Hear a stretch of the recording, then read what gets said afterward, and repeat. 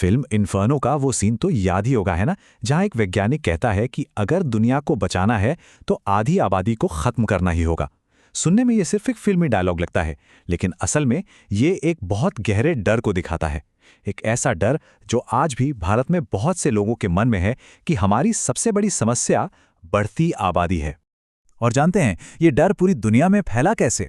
ये फैला 1968 में आई एक किताब से, जिसका नाम था द पॉपुलेशन बॉम्ब। ये किताब इतनी ज़्यादा बिकी कि इसके 20 लाख से भी ज़्यादा कॉपियां बिक गईं। और इस किताब ने बस एक ही बात कही कि बढ़ती आबादी एक टाइम बॉम्ब की तरह है जो बहुत जल्द फटेगा। तो सवाल ये उठता है कि क्या ये जनसंख्या विस्फोट का डर सच है या फिर ये दशकों से चलाया जा रहा एक प्रोपेगेंडा है? चलिए आज इसी सवाल का जवाब ढूंढते हैं और तथ्यों की गहराई से पड़ताल करते हैं। तो ठीक है, शुरू करते हैं। सबसे पहले पॉल एलरिच की उन भविष्यवाणियों को ही देख लेते हैं और पता लगाते हैं कि वो असलियत की कसौटी पर कितनी खरी उतरी। मजे की बात यह है कि एलरिच के लगभग हर भविष्यवाणी गलत निकली। उन्होंने कहा था 70 के दशक में दुनिया में भूखमरी फैलेगी, लेकिन हुआ उल्टा, वैश्विक भूख कम हुई। उन्होंने ये भी कहा कि भारत 20 करोड़ और लोगों का पेट नहीं भर पाएगा, पर हमारी आबादी तो लगभग 3 गुना बढ़ गई और कुपोषण भी घट गया। और ये कि भारत कभी खाने के मामले में आत्मनिर्भर नहीं होगा। अरे आज तो हमारे गोदाम अनाज से भरे पड़े हैं। मतलब उनकी हर एक भविष्यवाणी झूठी साबित हुई। तो इसका मतलब क्या है? मतलब साफ है, असली खतरा ओवर पॉपुलेशन नहीं है जैसा हमें दशकों से बताया जा रहा था। आज दुनिया के सामने जो असली संकट है वो है डीपॉपुलेशन का, यानी घटती प्रजनन दर और तेजी से बूढ़ी होती आबादी का। देखिए, किसी भी देश की आबादी को स्थिर रखने के लिए फर्टिलिटी रेट यानी TFR 2.1 होना चाहिए। पर आज जापान, दक्षिण कोरिया, यहां तक कि पूरे यूरोप जैसे देश इस लेवल से बहुत नीचे हैं। भारत भी बस जैसे तैसे 2.1 पर टिका हुआ है। और अनुमान यह है कि 2050 तक दुनिया के 2/3 देश इस रिप्लेसमेंट लेवल से भी नीचे चले जाएंगे। मतलब सीधी सी बात है, आबादी बढ़ने की जगह घटने लगेगी। इस पूरी प्रक्रिया को विज्ञान की भाषा में डेमोग्राफिक ट्रांजिशन कहते हैं। चलिए इसे आसान शब्दों में समझते हैं। जब कोई देश करीब होता है तो वहां जन्म दर और मृत्यु दर दोनों ही बहुत ज्यादा होते हैं। फिर जैसे जैसे विकास होता है, स्वास्थ्य सेवाएं अच्छी होती हैं, तो मृत्यु दर घट जाती है, जिससे आबादी तेजी से बढ़ती है। और फिर शिक्षा और समृद्धि के साथ साथ जन्म दर भी घटने लगती है और आबादी या तो स्थिर हो जाती है या फिर घटने लगती है। अब सवाल ये है कि आबादी को लेकर ये डर भारत में कैसे आया और इसने हमारी राष्ट्रीय नीतियों पर क्या असर डाला? चलिए देखते हैं। तो देखिए, इसकी शुरुआत 1950 के दशक में ही हो गई थी, जब रॉकफेलर और फोर्ड जैसे बड़े बड़े अमेरिकी फाउंडेशन ने भारत में काम करना शुरू किया। इन्हीं की सिफारिशों पर परिवार नियोजन बोर्ड बने और ये नीतियां धीरे धीरे इतनी सख्त होती गईं कि 1976 की इमरजेंसी में जबरन नसबंदी जैसे भयानक कदम उठाए गए। और उसी दौरान लोकसभा सीटों की संख्या को 2001 तक के लिए फ्रीज कर दिया गया। और पता है, इसी दौर में एक और कहानी गढ़ी गई। एक डेमोग्राफर थे आशीष बोस। उन्होंने बीमारू जैसा शब्द बनाया और एक ऐसी धारणा पैदा की कि जनसंख्या बढ़ने के लिए तो सिर्फ उत्तर भारत के राज्य ही जिम्मेदार हैं, जबकि दक्षिण भारत के राज्य बहुत प्रगतिशील हैं। ये जो उत्तर बनाम दक्षिण की बहस है ना, यह आज भी चल रही है।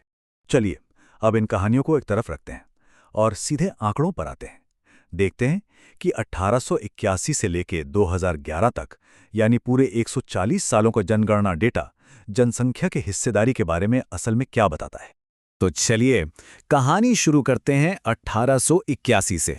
उस वक्त भारत की कुल आबादी में उत्तर भारत का हिस्सा करीब करीब 50% था और दक्षिण भारत का हिस्सा था लगभग 21.5%। ये हमारा बेसलाइन है, याद रखिएगा। अब सीधे आते हैं 1971 पर।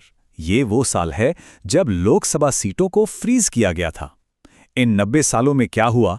हैरान करने वाली बात यह है कि उत्तर भारत का हिस्सा लगभग 8% घटकर सिर्फ 41.90% रह गया था, जबकि दक्षिण और पूर्व दोनों का हिस्सा काफी बढ़ गया था।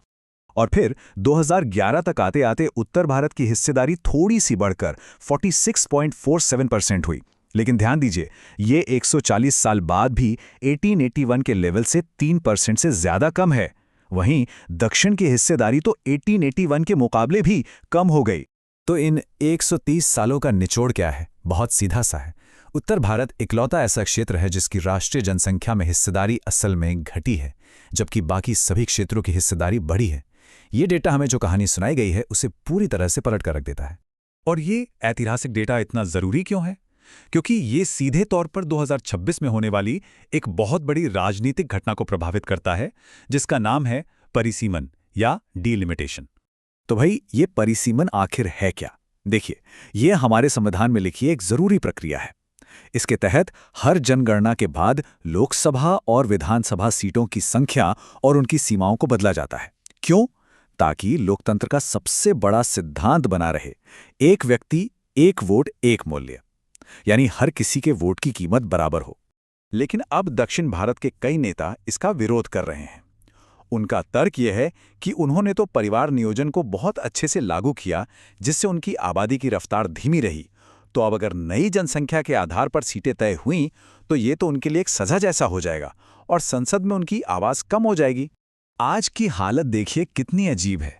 2011 की जनगणना के हिसाब से तमिलनाडु की आबादी मध्य प्रदेश से थोड़ी कम है, फिर भी वहां लोकसभा की 10 सीटें ज़्यादा हैं। दूसरी तरफ केरल के एक सांसद की तुलना में उत्तर प्रदेश का एक सांसद लगभग दोगुनी आबादी का प्रतिनिधित्व करता है। ये तो सीधे सीधे एक व्यक्ति एक वोट के सिद्धांत के खिलाफ है ना। जब 1971 में परिसीमन पर रोक लगी थी, तब एक सांसद औसतन 7,38,000 लोगों की आवाज हुआ करता था। लेकिन 2024 के चुनाव में ये आंकड़ा बढ़कर 26.5 लाख तक पहुंच गया है। इसका साफ मतलब है कि इतने सालों में हम सबके वोट का मूल्य 3 गुना से भी ज्यादा कम हो गया है। इसीलिए परिसीमन सिर्फ सीटों के बंटवारे का मामला नहीं है, ये लोकतंत्र के एक व्यक्ति एक वोट के सिद्धांत को बचाने के लिए ज़रूरी है। ये संसाधनों के सही बंटवारे के लिए ज़रूरी है। SC/ST समुदायों को उनकी आबादी के हिसाब से सही प्रतिनिधित्व देने के लिए ज़रूरी है। और हाँ, महिला आरक्षण को पूरी तरह से लागू करने के लिए भी ये बेहद ज़रूरी है। और अंत में एक सवाल जो हम सबको सोचना चाहिए, क्या ये पूरी बहस असल में जनसंख्या नियंत्रण की सफलता या विफलता की है, या फिर ये हमारे लोकतंत्र के उस सबसे बुनियादी सिद्धांत के बारे में है जो कहता है कि हर नागरिक की आवाज़ का मूल्य बराबर होना चाहिए? उम्मीद है कि इस विश्लेषण ने आपको इस काफ़ी जटिल मुद्दे को एक नए नज़रिए से देखने में मदद की होगी। अगर आप ऐसे ही मुद्दों पर और जानकारी चाहते हैं तो हमारे चैनल को लाइक और सब्सक्राइब करना ना भूलें। बहुत बहुत धन्यवाद।